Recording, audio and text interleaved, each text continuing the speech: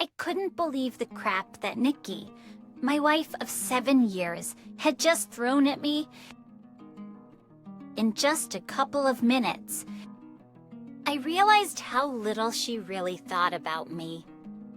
We're at a mountain resort, attending a 4-day bachelorette party for her older sister Kirsten, who was getting married for the 3rd time. I couldn't help but wonder how she managed to scam her current fiancé. Was it her money, or did she threaten to sue him? Assumed that being a lawyer, she no doubt forced him to sign the mother of all prenuptial agreements, probably subjecting him to some form of medieval torture. Toward the day before Wednesday, we decided to use one of the public hot tubs offered by this establishment. Earlier that day, Kirsten had warned that there might be naked men in the hot tubs. I thought she was just fooling us, but she wasn't. It seemed that the hot baths here were clothing optional. After we entered the water, I noticed that the 5 guys across from us were naked. My assessment was correct as they climbed out of the bath, dried themselves off, and settled into their lounge chairs, not caring that they were exposing themselves to us. However, one guy, a tall, muscular man with long hair pulled back into a ponytail, was lying on the grass next to the hot tub on his side with one leg up. His equipment seemed huge. I noticed Nikki staring at him with glassy eyes. I guess I should step back and tell you a little about us. My name is Ned Carson, and my wife is Nikki. I'm 39 years old, and she is much younger. She just turned 32. At Payback, I used to be a police officer, but was injured in the line of duty as a result of my injuries. I was shot several times. I was written off for health reasons. This was before I met Nikki. She was one of the physical therapists who worked with me to help me learn to walk again. I still find it difficult to walk very far, but I managed to get around. After my dismissal, I became a private detective. Luckily, most of my work is done either at my desk or in the front seat of my car, and I don't have to run around much. I worked with one of the best detectives for several years until he died of a heart attack. After his death, I took over the day-to-day work reporting to my former boss. His partner Nikki and I dated for a while, fell in love, and got married. The first 5 years of our marriage were wonderful, or so I thought. However, a couple of years ago, I was diagnosed with type 2 diabetes and high cholesterol. Of course, my habit of smoking 2 packs of cigarettes a day didn't help matters much, thanks in part to the medications I took for diabetes and cholesterol. I found that I couldn't have sex the way I used to. I even tried to quit smoking, but all it did was make me irritable. At first, Nikki said she understood, and we did everything we could. Even if I couldn't maintain my arousal for very long, I still satisfied her. Anyway, she seemed to enjoy it. It seemed to enjoy it, and I always made sure she got to the finish line. But over the past couple of years, something has changed. Slowly but surely, Nikki changed from a sweet, caring, loving woman to a shrew that I sometimes didn't recognize, constantly ordering me around and becoming hot-tempered over trifles. Nothing I did seemed to satisfy her anymore. To top it all off, our personal life has become almost non-existent over the past year. I did everything I could to keep her happy, but it seemed to be a lost cause. I was hoping that this little trip to a mountain resort could rekindle the spark between us, but it became clear to me that this was a hopeless cause.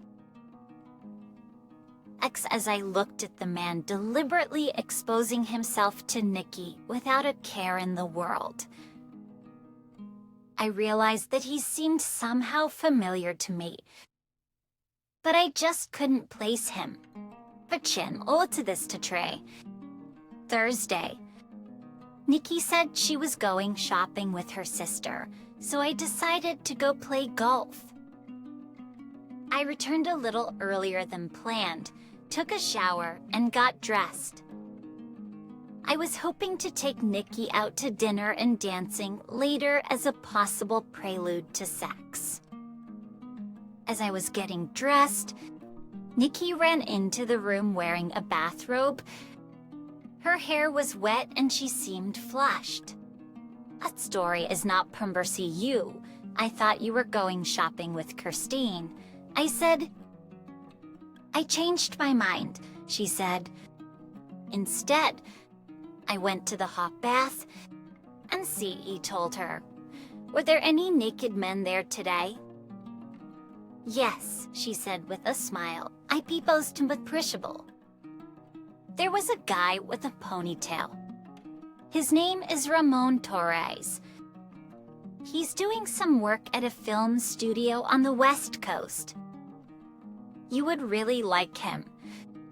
That's when it dawned on me. I knew exactly who he was. Yes, Torres does work for a film studio, but you likely won't see his work on the big screen. That's because his work is a little more lame. I take it you've gotten to know this guy, Raymond. A little, I said. She snorted at this. Yes, I did, she said, and some of his friends. I understand, I said. Did you have a good time? It was the best time I've had in years. She said, Is this what you had in mind all along? I asked. Her face changed, and I realized that the shrew had returned. Yes, that's true, she said. I looked at her, and for a moment I had no idea who this woman was. She looked at me before continuing. I cannot even imagine. For years, you were the only man I ever had sex with? But the last 2 years have been real hell for me. I'm dying to have sex, but you can't even do it half the time. You know why, I said. All these darn drugs the doctor prescribed for me. It is not my fault. Of course it is, she said. Although these years you've been smoking, drinking, eating crap food, and lately you've barely been exercising. Now you're paying for it. Paying for it, and me too. I need a man, someone who has nice big equipment, someone who doesn't cater to my every whim. Sexually insecure. I need someone who orders me to do what he wants, not one who sits behind a desk and refuses to confront me. I felt like I had just been punched in the gut. I couldn't believe what she was saying. I shook my head and wondered if this was all just a nightmare. However, she wasn't done yet. Do you know what he did? She asked with a grin. He ordered me to take off my clothes, right there in front of them all. And you did it? I asked. Of course I did it, she said. And you had sex with them too? I asked, us already knowing the answer. She giggled as she shed her robe, revealing her naked body underneath. I saw bruises and bite marks on her. Have sex? She asked sarcastically. No, I fucked them. Everyone. I even fucked 3 of them at the same time. And yes, I allowed them all to film me. And you know what else? No, I said quietly, trying to contain my anger. What? They're all heading here now, and they're going to fuck me senseless right here in this bed while you watch? She said. I stood up and walked to the closet where I grabbed my suitcase. What are you doing? She asked. Are you going to run away like a little weakling? I took a breath before answering and counted to 10. Now I remembered what it was about Ramona that drove me crazy. Apparently, he had a nasty habit of getting women hooked on sex and drugs. He then recruited these women to star in adult films for him. Butch was done with them. He usually kicked them out onto the streets where they eked out a miserable existence as fallen women, having sex with anyone for the next fix. The morality guys tried unsuccessfully to take him out of the game several times over the years. If you were smart, you would run away too, I said. But you're not too smart, are you? Stay and have fun if you want. But no matter what, it's over between us. Say hello to your sister. I finished packing my suitcase and headed towards the door. What? Are you just going to leave me? She asked with a smirk on her face. Yes, I'm leaving, I said. I'm fed up with your crap, and I will not be your willing cuckold. Goodbye. With these words, I turned and left as I walked down the hallway. I saw Raymond and 4 of his friends walking down the hallway after they passed me. I called out to him. Rahman, I called. He turned and looked at me. Yes, what do you want? He asked. I took off my wedding ring and threw it to him. You want her. She's yours, I said when he caught the ring. I'm done with her. He grinned and put the ring in his pocket. Whatever you say, dude, he said. He snorted and turned back the way he had come. I walked to the car, loaded up and drove off, stopping to buy a pack of cigarettes and a 6-pack of beer. At that point, I really didn't care if I lived or died, and decided it was either smoke it or break something. 3 hours later, I was home. I was hoping Nikki would at least call and apologize, but she didn't. But to hell with it. I thought to myself it was still quite early, so I decided to take matters into my own hands. If Nikki thought she could just have her little gangbang and go home as if nothing had happened, then she was out of her mind. I called a locksmith and arranged for all the locks in the house to be changed. I had to pay extra for it to arrive quickly, but for me, it was worth it. I grabbed a beer, sat on the back porch with a notepad, and made a list of things to do. I've worked on enough cases involving cheating spouses to know how it goes. Typically, the husband would get the cuckold, while the wife would end up getting half of everything. I also knew that I would not be able to file on the grounds of adultery, since it is a no-fault condition. Having made my list, I drank a couple more beers and smoked a few more cigarettes. Finally, I went to bed hoping to wake up and find that it was all just a terrible nightmare. But that did not happen. The next morning, I got up and checked my phone, hoping against hope that Nikki would come to her senses. but she didn't. There were no calls, no text messages, nothing. I had a cup of coffee and called Nick Parsons, one of the top lawyers we worked for. After telling him what happened, he promised to prepare documents for divorce. We decided to notify her at her place of work on Monday to achieve maximum effect. Know the rules of the game. And he told me, don't do anything stupid. And you know me. Nix, I told him. Yes, I know. And that's why I'm telling you not to do anything stupid. He said, to your boss and see if he can find someone to look after your wife and Ramon. I don't want you to be involved in this at all. You understood me. Stay away from this as much as possible. Yes, I understand, I said. We ended the call and I dialed my boss. Paul Drake. Hey, Ned.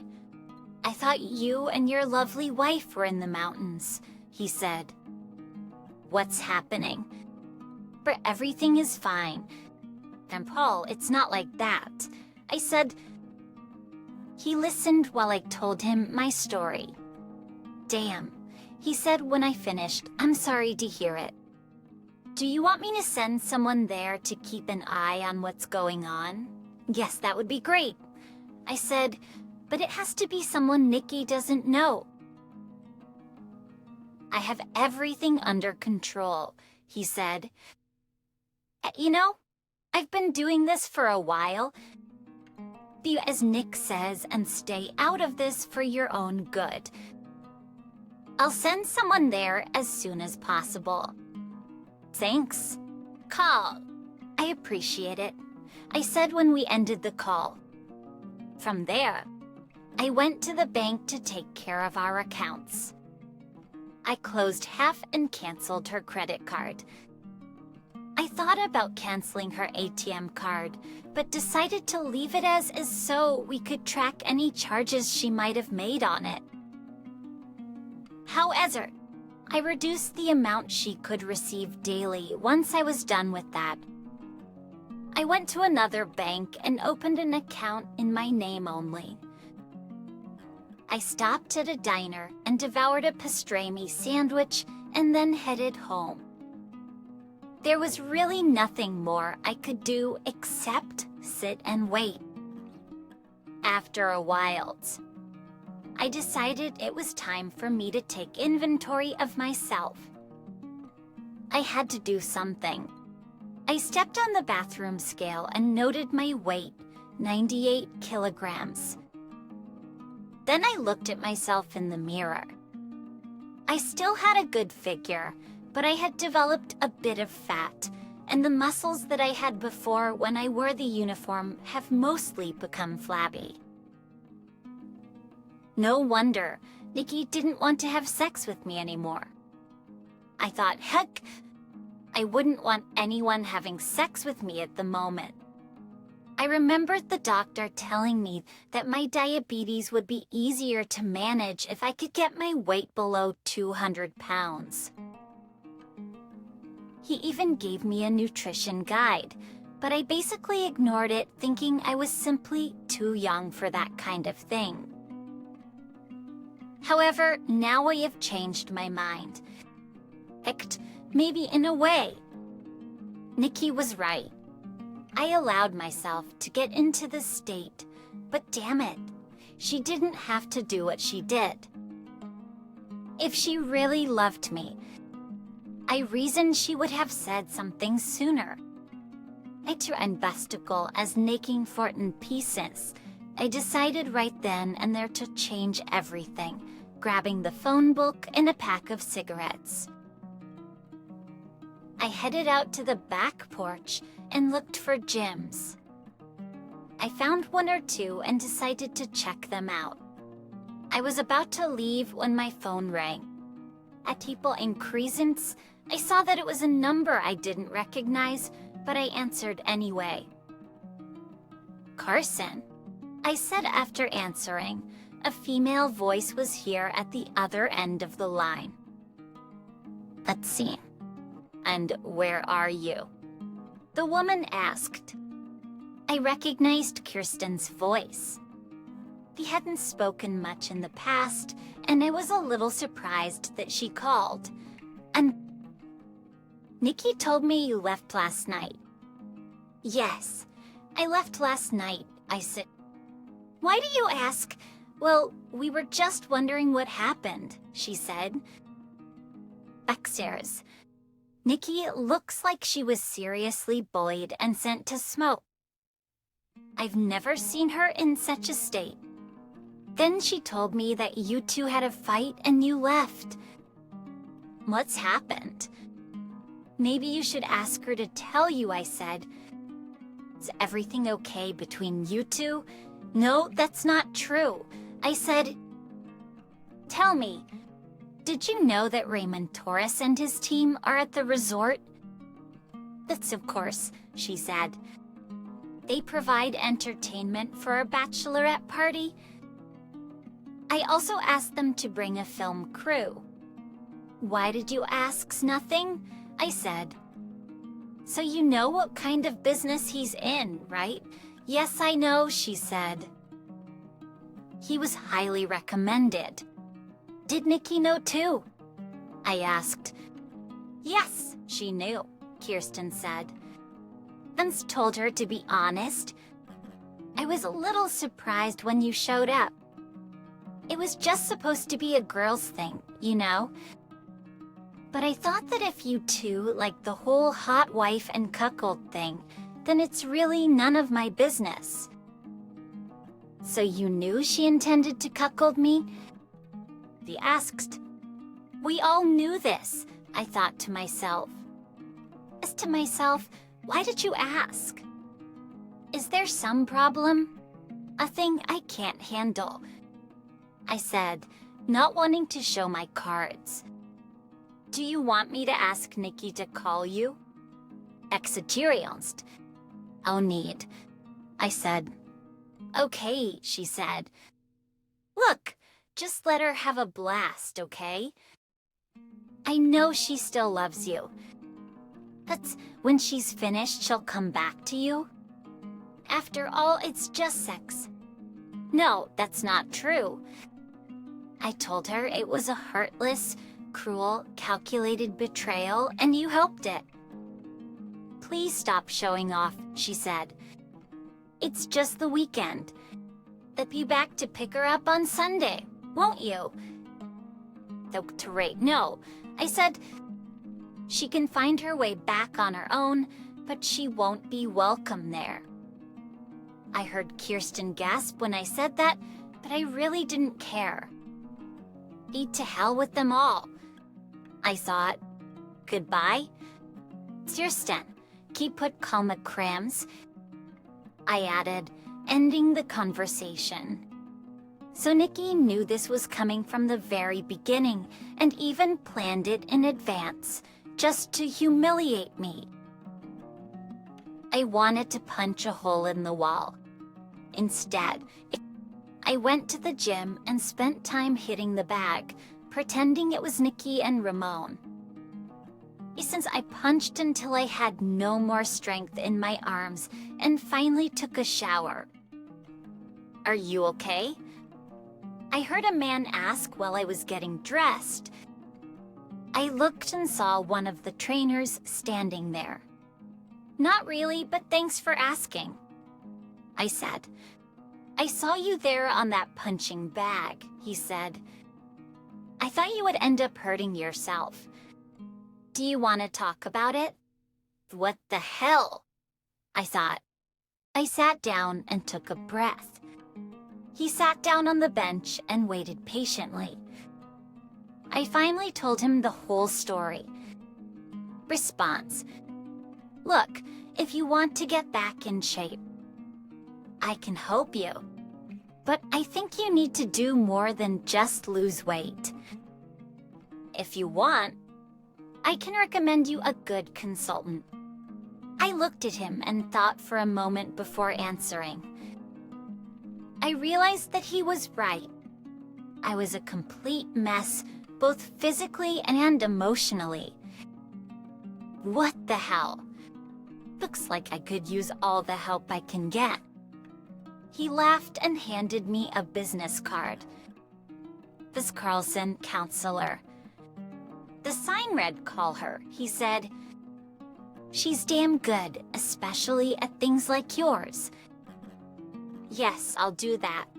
At the same time, I couldn't help but notice that you prefer not to put any weight on your right leg, he said.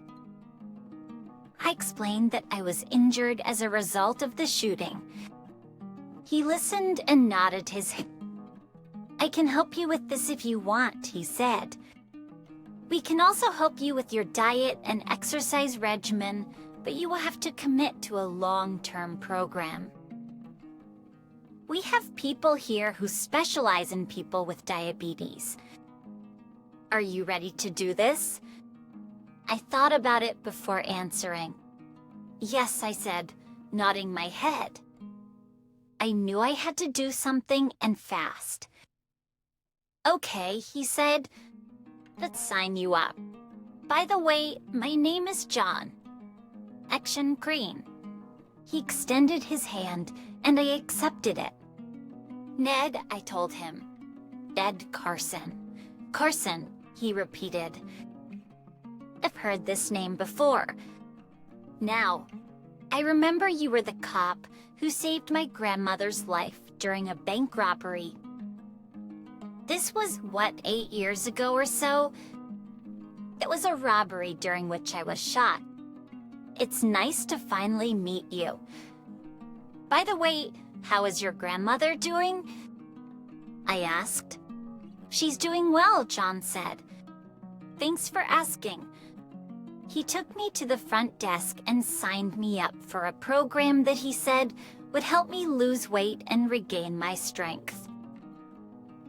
He introduced me to several of his colleagues as the police officer who saved his grandmother's life, and they all thanked me for my service. Listen, if you have any questions, please don't hesitate to ask, he said when we finished, and please be sure to contact Rose. I will do so. John, I said. Thanks for everything. I left the gym feeling better than I have in a long time. It was nice to be appreciated by someone for a change. When I got home, I called Rose and made an appointment for the following Tuesday. I held out some hope that Nikki might call or text, but she never did. I did receive a call from Paul, who told me that they had an operative on site who would record her actions and report directly to him. I thanked him and informed him of my meeting with Rose. Okay, he said, I'm glad to see you taking positive action. Take as much time as you need to figure this out. I'll fill you in when I hear anything from our guy. He said, I'm glad to see you taking positive action. Part of me wanted to go and drown my sorrows in a bottle. But the rational part of me said no. I waited agonizingly for the rest of the weekend, but didn't hear anything from anyone until Sunday, around 10:01 a.m. Paul contacted me to say that Nikki had left with Ramon and his team that morning. Looks like she was very busy over the weekend, he told me. We have video, audio, photographs, reports. I'll give this all to Nick and make a copy for you in case you want to see it. You know where they went? I have no idea, Paul said. They left around 9/8. William? Okay, I said. That means she should be here around 12 or so as long as she comes home. Paul said. Yes, I said in agreement. Stay in touch and let me know if she shows up, he told me. I'll do so, I told him, ending the conversation. I decided to take a chance and dialed Nikki's number. Unfortunately, the message went straight to voicemail. "Nikki, call me when you get this message." I said, "I know that you left the resort. Call me." I ended the call and dialed Kirsten's number. She answered after the third ring. "Kirsten, this is Ned," I said. "Yes, I know," she said. "You missed one hell of a party." "Somehow I feel like I haven't really missed that much," I told her. "As I understand it, Nikki left with Ramon." "Yes, they left early this morning," she said. "Do you know where they were going?" "I have no idea," she said. "I'm not my sister's keeper. I assumed they were heading to your house, but I'm not sure." "Do you really care whether she comes home or not?" I asked. "Hey, don't be harsh with me," she said. "Nikki is a grown woman, and she can do whatever she wants and go wherever she wants with whomever she wants. If she decides not to come home, that's not my problem. Expect it lost." With these words, she ended the conversation. I put the phone back in my pocket and sat in the living room waiting. It's amazing how slowly time passes when you look at the clock. The minutes passed slowly. But pretty soon it was 12 feet when Nikki still hadn't shown up. I waited anxiously, but nothing happened.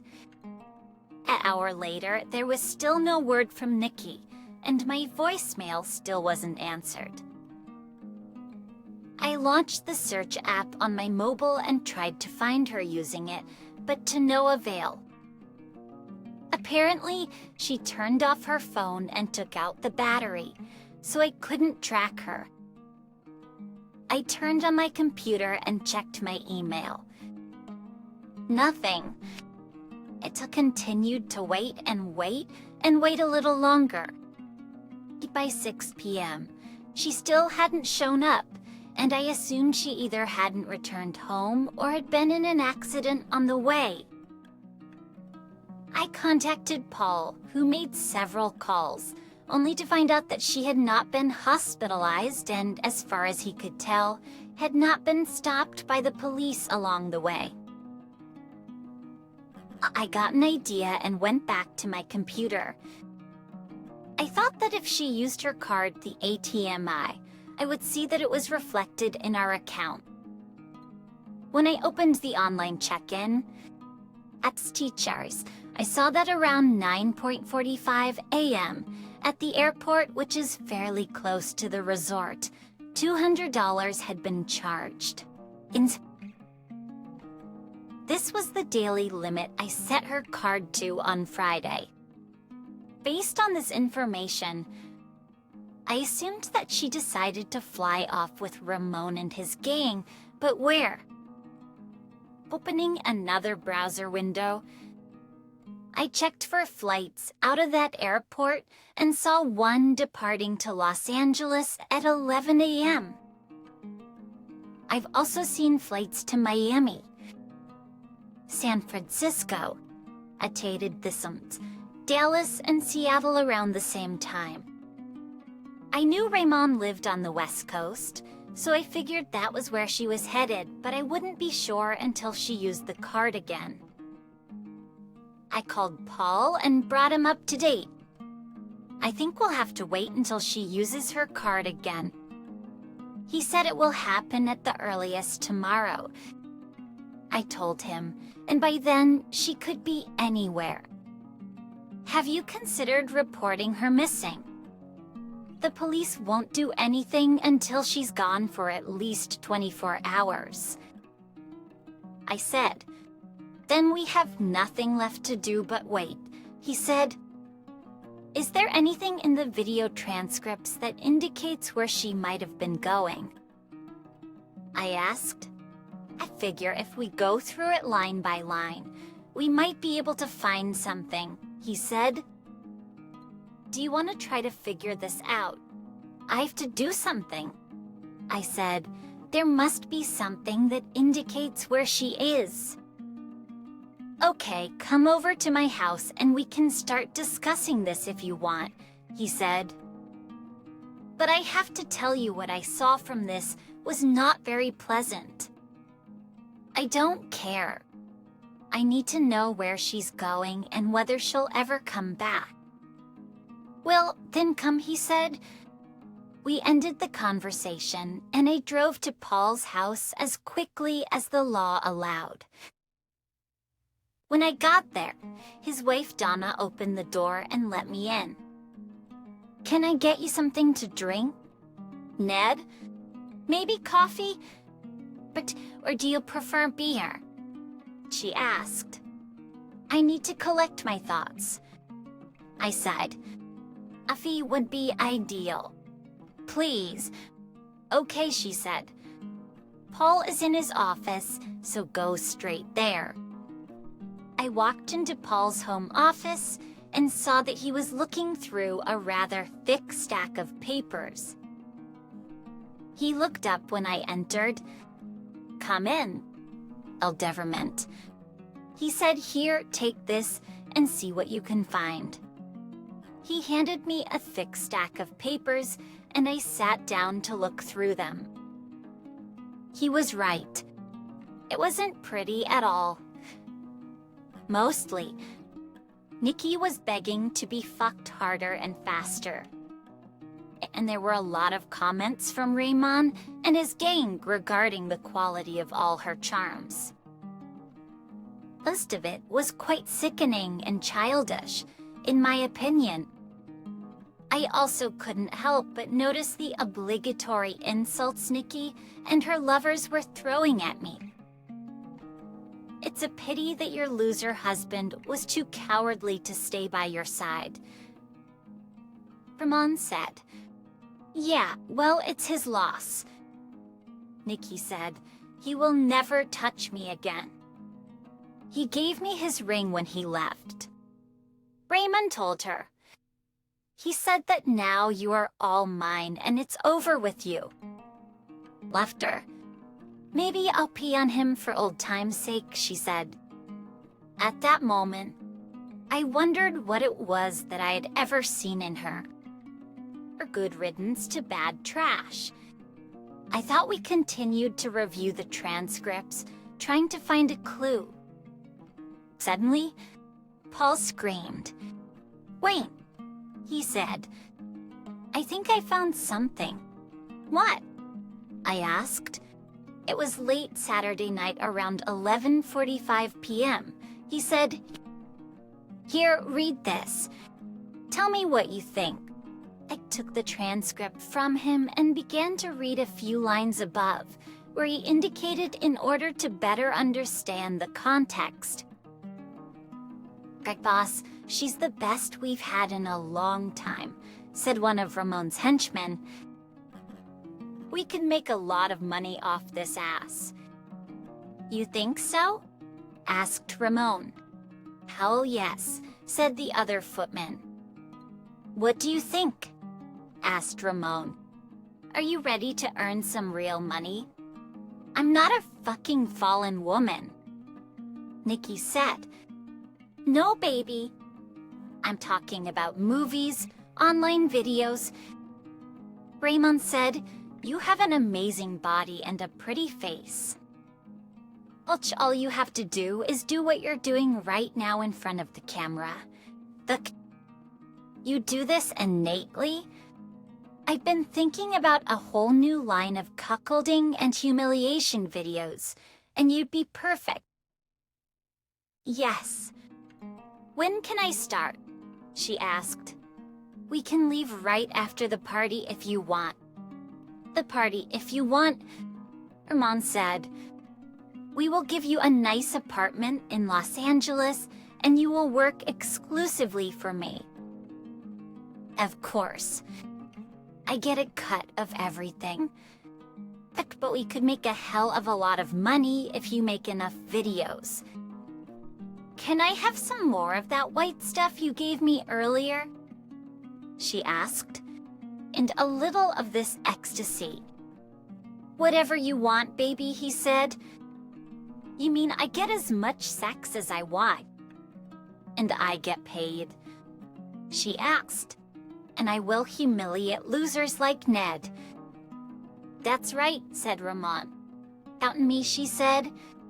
What about your loser husband? Asked one of the footmen. Are you going to kill him? But to hell with him. He's in the past, she said. He'll never see me again. When are we leaving? Tomorrow morning, said Raymond. We leave here at 9. Susie let him go to the airport and then fly west. Hell yes, she said.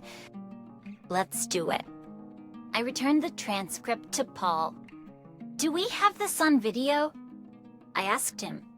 Yes, let me just take the disc and turn it on, he said. He pulled out one of the discs and inserted it into his computer, then played the video, redirecting it to the timestamp in the transcript. He looked at me before starting. Are you ready for this? He asked. Let's get this over with, I said. He started the video, and I saw that it was filmed through the window of Nikki in my room. She was lying on the bed naked. Raymond was next to her, and they were surrounded by his lackeys, one of whom was holding a camera. Next to them was a tray containing several shots of what appeared to be cocaine. I could tell by the way she was acting that she was high on something, probably cocaine. I looked closer to see if I could spot anyone else, but I couldn't. I wouldn't be surprised to see Nikki's sister at the center of it all. We watched the video accompanied by the transcript. After they finished talking, they had group sex again. I've seen enough, I said with disgust. Turn it off. Paul turned off the video and looked at me. Well, he asked. She's clearly doing this of her own free will, even though she's high on cocaine and God knows what else. I said so. There can be no talk of kidnapping, and I didn't see Kirsten anywhere in this video, so it's doubtful she knows anything. Even if she knew, she wouldn't say. But we must still make a good faith effort to find her so we can notify her. Do you know anyone in Los Angeles? Please. Right. Paul said, You know, I've connections everywhere. I'll make a few calls and see what we can come up with. When you find her, please let me know. I said I want to be the one to give her the documents. No way. Tell Bowies. Paul said this won't happen. I know you've been in a lot of pain, but you shouldn't get deeper into this than you already are. I know you. You do something stupid, and I'd have to fly out there to get you out of jail. You stay right here. Let Nick and I take care of this. So help me God. About leaving. Okay, I said, raising my hands. I'll be a good boy. I promise. Damn right. Paul said, let me make a few calls, and then I'll contact Nick. Don't worry. I'll make sure you're up to date. I'll go home, have a beer, relax, and watch TV. In fact, why don't you take a few days off? I can't do this. Can't. I have a business. I had everything under control. Consider this in order. Are you on vacation? The Chevikiv immediately. I'm on vacation. We shook hands, and I headed out, thanking Donna for the coffee. I thought about having a beer again, but changed my mind and drove home. This was good because I heard the house phone ring as soon as I entered the living room. Come in, I said when I picked up the phone. But when I saw Kirsten's number pop up, I pressed the button on my answering machine to record the call. Hi, Ned, this is Kirsten, she said. Yes, I know, I told her, and you should know that I am recording this conversation. I hope you do not mind. Not at all, she said. If I were in your place, I would probably do the same. What do you want? Kirsten, I asked. I just heard from Nikki. She said she asked me to represent her interests. If you file divorce papers against her, do you know where she is? She told me she's in Miami now, but she'll be moving around a lot and probably won't be back soon. Kikern said Miami then? I knew she was either lying or had been lied to. That's true, she said. At least that's what she said. She tells me that you will probably divorce her. This is true. As we speak, documents are being drawn up. I said, when they are ready, send them to me, she said. I'll send you my address by email. I'll pass this on. Did you know that she intended to leave me to become a slut in adult films for Raymond Torres? No, Ned. I didn't know that, she said. I know you don't have a very high opinion of me, but it's the honest truth. I thought she was just going to have sex with him to make you jealous enough to do something about it. But I didn't know she would leave you. I was shocked when she told me about this. I happen to know that you are a fundamentally good person. And so please accept my apologies. Did you know about the drugs he used on her? Cocaine and ecstasy. Well, I knew about ecstasy, but not about cocaine, she said. We all took some ecstasy that night, but I didn't see any cocaine. You know what he does with the girls he recruits, right? He makes films for adults. She said he specializes in gangbangs, cuckolding, and humiliation. He decided to start a new series featuring more mature amateur women like Nikki, but I didn't know that he had his eye on her. You didn't answer my question. Do you know what he does with them? I don't understand you, she said. Don't play dumb. Kirsten, I said. He will use them up, burn them down. Then he throws them out into the streets where they are forced to have sex with anyone in order to get their next fix. This is what is in store for your sister. How long do you think she'll last? Is this concern on your part? She asked. Please, I said sarcastically. No matter how much I hate her now. I wouldn't wish this on anyone, even you. Where is your concern for your sister? Not that it's any of your business, but I'll take her in before I let this happen to her, she said. Make sure she knows that, I said. This, from what I know about him, he'll probably break up with her in 5 years, maybe less. I hope you have a spare room at hand. You don't have to. About the size of my place, she said. All I need to know is what you want in a divorce. You'll find out soon enough, I said. Very good, she said. Do you want me to give Nikki a message?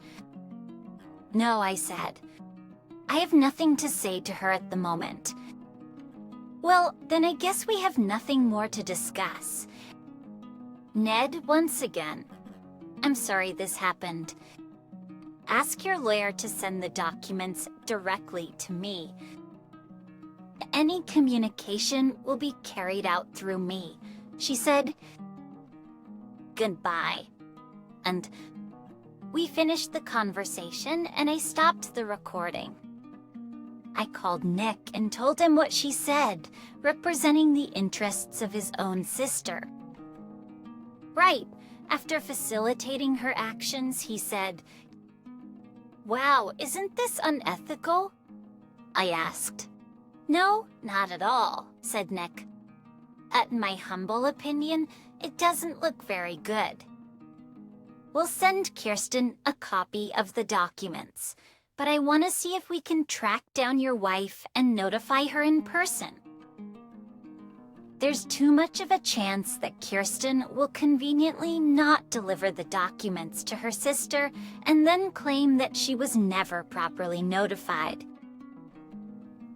"Do you think she would really do that?" I asked. "Yeah," Nick said. "You'd be amazed at some of the things I've seen her do." I'll talk to Paul and see if we can find Nikki. If not, we will do what is called divorce by publication. "What is this?" He asked. "Well, when a spouse leaves and cannot be found, we can pay to publish the document in a newspaper where we'll likely see it at least once a week for 4 weeks," he said. "If it turns out to be in the Los Angeles area, as we believe, we will publish it both here and in the LA Times. That's of this way, we can show the court that we went through all the necessary hurdles to notify her. This is in addition to sending a copy of documents to Kirsten, right?"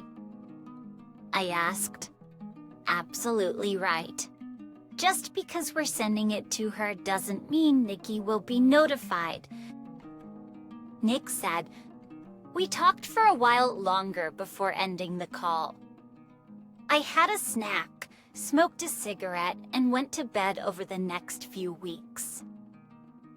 We monitored Nikki's ATM card usage and determined that she was most likely located in the Long Beach, California area. Paul contacted his contact in Los Angeles and learned that investigators had spotted her at several nightclubs where she had performed on stage, but they had been unable to pin her down to any specific location. Pat Silva, Nikki, supervisor at the clinic where she worked as a therapist, called to ask about her since she hadn't bothered to show up for work. I calmly told her that Nikki had decided to change her profession.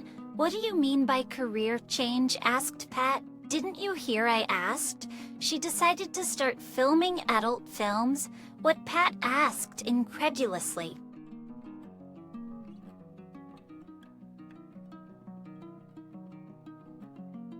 "Yes, she wants to be an adult film star and a drug addict."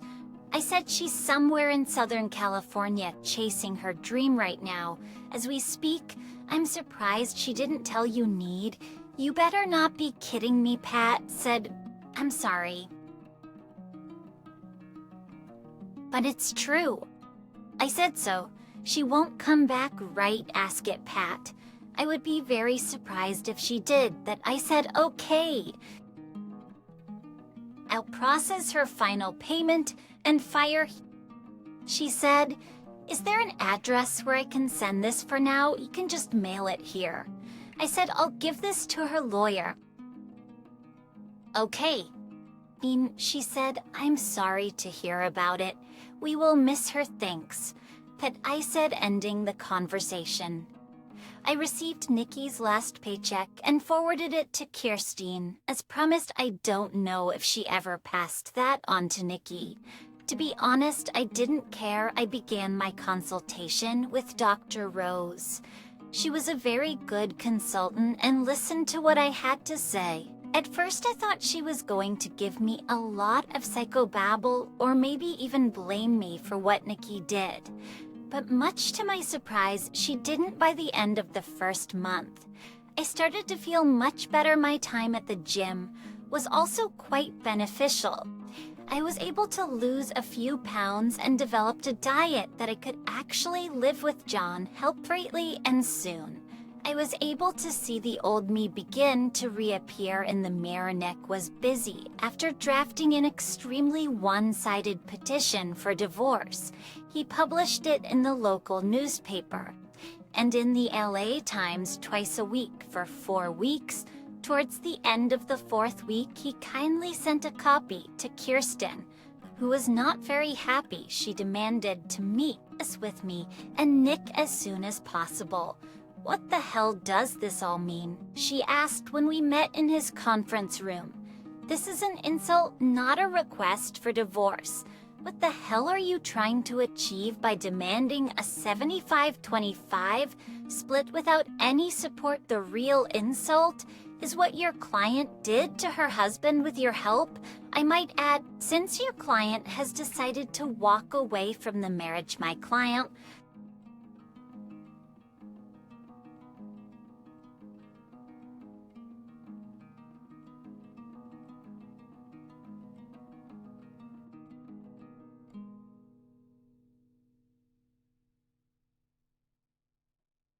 And I both believe this is the most appropriate response. Nick said she didn't even bother to take care of moving her things out of my client's house. My client hasn't even been served with the documents yet. Kirsten hissed, "That's because your client was hiding in the Los Angeles area." Nick said, "Since we do not have her address and you were not very willing to tell us about your client's whereabouts, we decided to proceed with a divorce by publication." A 4th ad has just been published in both the local newspaper and the Los Angeles Times. "I'm going to fight this, you know," she growled. "As you wish," Nick said. And she fought. She filed motions that went nowhere and requested counseling, which the judge reluctantly agreed to order. I was shocked when Nick told me about this. "Don't worry about it," he said. "Judge Potter hates traitors and loves policemen. Kirsten thinks she's driving, but in reality, she gives Nikki just enough rope to hang herself." "What do you mean?" I asked. "Nikki probably won't come to the consultation," he said.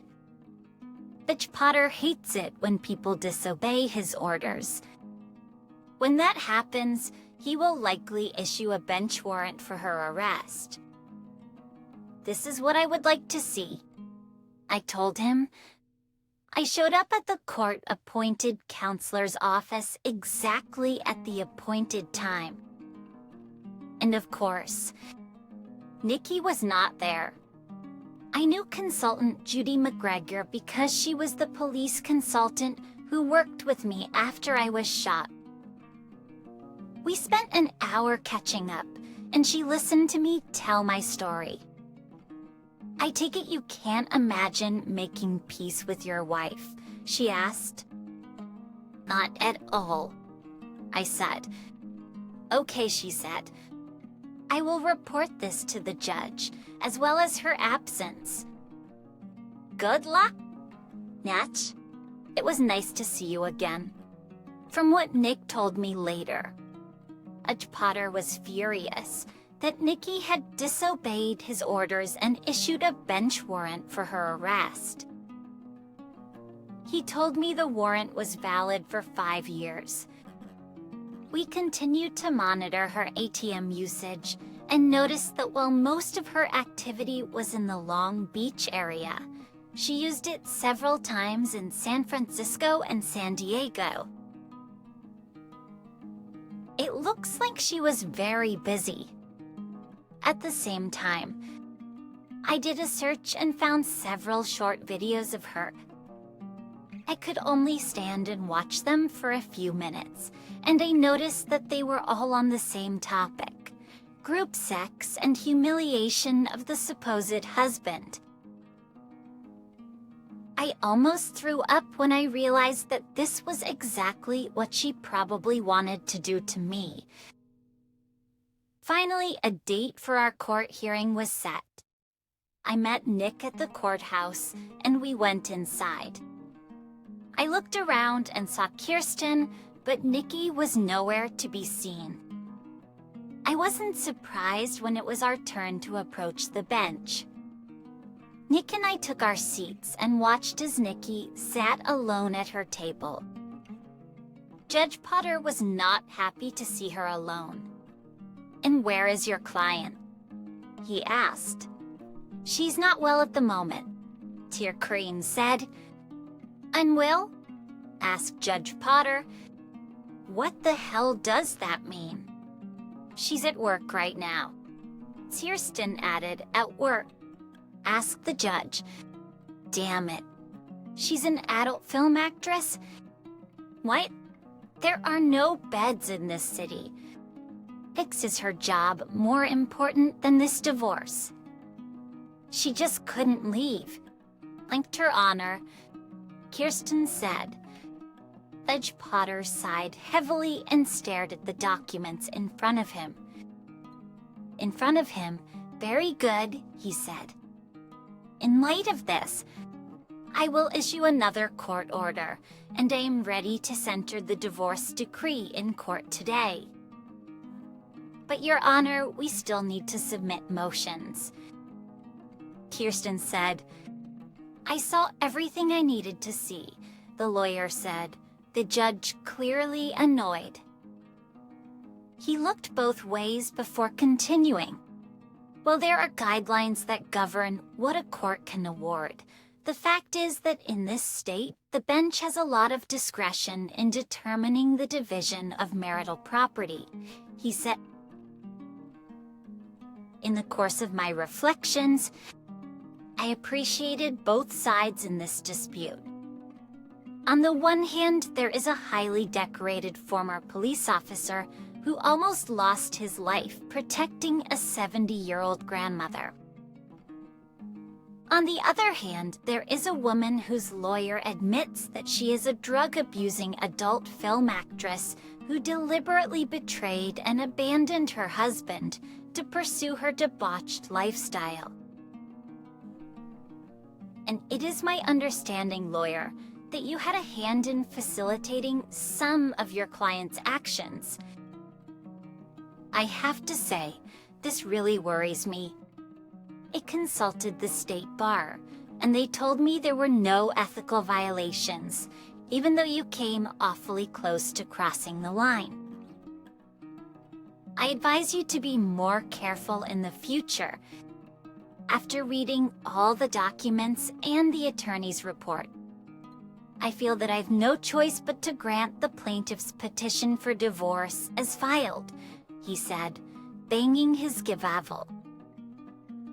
"Good luck, Mr. Carson, and thank you for your service to this community," he added. I looked at Nick and was surprised. "Did we just win?" He smiled, looking at me.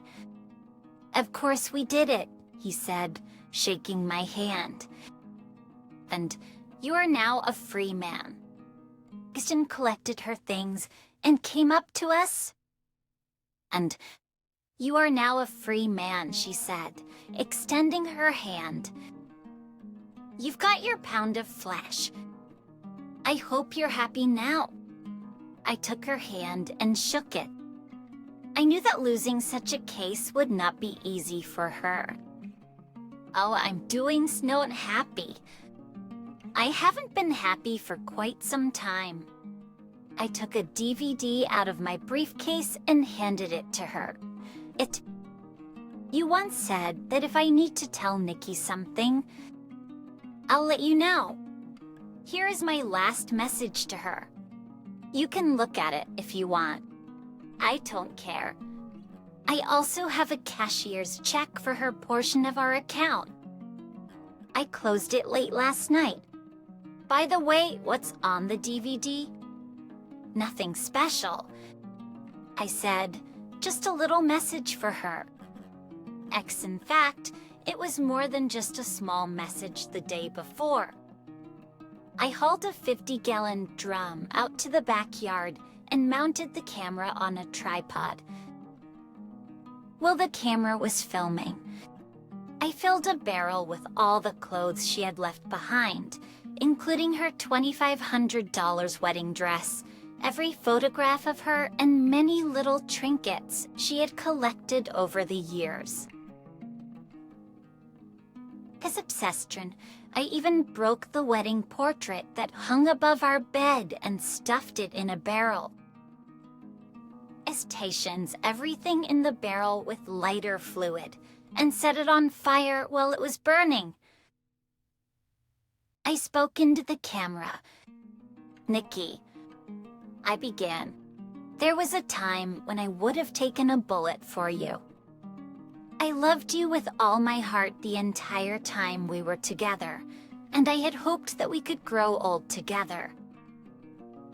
Unfortunately, you had other plans, so this won't happen. I've seen some of your work on the internet, and I can't help but think that this is what you intended to do to me. Don't ask if we can ever be friends. Friends don't do what you did. And don't ask me if I will ever forgive you, because I won't. I just hope that one day you wake up and smell the coffee before it's too late. Goodbye, Nikki." Actually, I have to teach teen, I said before leaving the camera to record the final destruction of everything she had left in the house. Ixa continued after Nikki decorated the house, banishing everything that even slightly reminded me of my ex-wife. I continued my consultations with Rose and worked out at the gym 3 days a week. I even stuck to the diet we made together and threw my cigarettes in the trash. A couple of months later, I weighed myself and discovered that I was now 84 kilograms. I still had a lot to do, but I felt better than I had in a long time. The only thing I was missing was the female companionship I once had with Nikki. And then it happened. I was at the local market buying some groceries when I ran into her. Literally, it was an accident. I wasn't paying attention and crashed into her with my cart. When I realized what I had done, I apologized profusely and came face to face with the most charming smile imaginable. Needless to say, I was disarmed. For a second, I forgot to breathe. Then I introduced myself and noticed that she wasn't wearing any rings. She accepted my apology and told me her name was Brenda Wilkins. We started talking, and somehow I managed to invite her to dinner. Much to my surprise, she agreed. As it turned out, Brenda was a widow, a doctor, her husband and young son who died in a car accident several years earlier while returning from a father-son camping trip. I expressed my condolences and told her about my divorce from Nikki. I'm wearing all of this. I mentioned my diabetes and what the medications did to me. She nodded her head in understanding. I've encountered this before, she said. Look, why don't you come to my office with your meds and let's see what we can do about it. I made an appointment and brought all my medications. She was shocked when she saw everything. After drawing some blood, she made a few changes, and I felt a difference almost immediately. Of course, she explained that my diet and exercise had a lot to do with it, and giving up cigarettes was a huge help. The first time we slept together, I felt like a completely different person, and for the first time in more than 2 years, I felt satisfied. That's the next morning when I woke up and saw Brenda's pretty face. I knew there was no way I could give this up. She covered my face with kisses when I asked her to marry me. After we got married, we sold our houses, pooled our money, and bought a new house in a newly developed area. We both decided that it would be nice to start over so that nothing would remind us of the past. At some patience, a little over a year after we got married, Brenda gave birth to twins, a boy, Fudged Christopher, and a girl, Julie. Life went on as usual with the Carson family, and I discovered that I loved being a father. Kissing one day, about 10 years after we got married, there was a knock on the door. I opened the door and saw Kirsten standing on the porch. She looked like she had been through a lot. "Net, good to see you again," she said. "It's good to see you." "Kirsten," I replied. "Please come in." She entered and looked around. Immediately textions, I invited her to sit down and introduced her to Brenda and the children. "So what brings you here, Kirsten?" I asked. "This is Nikki," she said. "You were right about Ramon." "All about?" I asked. "What's happened?" "It took about 5 years, but he eventually used it up, just like you said." She told us she ended up on the street doing magic tricks to support her addiction. Unfortunately, women of her age and profession do not live long on the streets. She managed on her own for a while, but eventually ran out of money and became homeless. She was found unconscious in an alley and taken to a rehabilitation center. I found out about this a few months ago and decided to bring her here. She has cancer, and it doesn't look like she'll last long. And I thought you said you'd never let her get to that point, I said. What's happened? As we lost touch with each other about 6 years ago, she said. Los Angeles authorities contacted me, and I flew out to see her. She doesn't look good. I'm sorry to hear that, I said. What do you want from me? She wants to end this, Kirsten said. She wants to see you one last time. I know you don't think highly of her or me, but I hope you find the strength to see her one last time. Please, it was something new. Kyun asked for a favor. I looked at Brenda and saw concern on her face. What do you think? I asked her. Kirsten is right, honey, she said.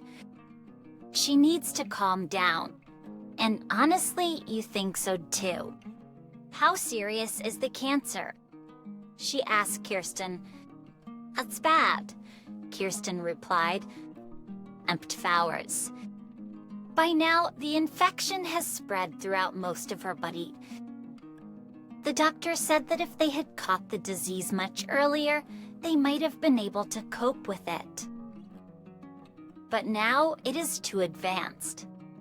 They say she may live for a few more months, or even a few hours. Okay, I said. I'll go see her. I'll go with you, Brenda said. I agreed and took out my phone to arrange a babysitter. Carla, a teenage girl who lived nearby, would be able to help.